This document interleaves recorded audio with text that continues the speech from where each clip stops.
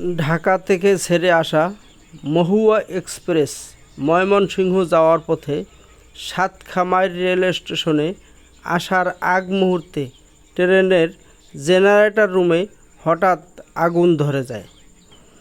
টের পেয়ে চালক দ্রুত ট্রেনটি থামিয়ে দিলে যাত্রীরা যে যেভাবে পারেন নেমে পড়েন।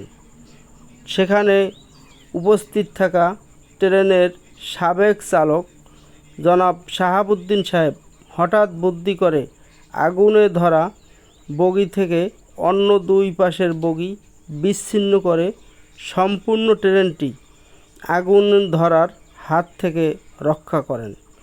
তার এই হঠাৎ বুদ্ধিতে রাষ্ট্রের একটি গুরুত্বপূর্ণ বাহন আগুনে ভস্মীভূত হওয়ার থেকে রক্ষা পায়।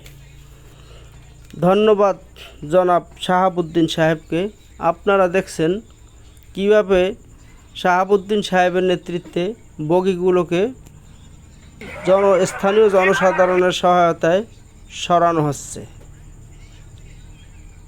জনাব শাহাবুদ্দিন সাহেবকে এই গুরুত্বপূর্ণ স্থাপনা রক্ষার জন্য তাকে সম্মাননা দেওয়ার জন্য অনুরোধ জানাচ্ছি।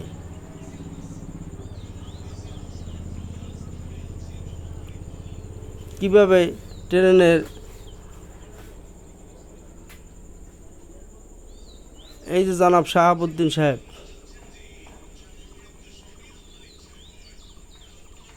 কিভাবে ঝুঁকি নিয়ে তিনি ট্রেনটির অন্যান্য বগি বিচ্ছিন্ন করেন।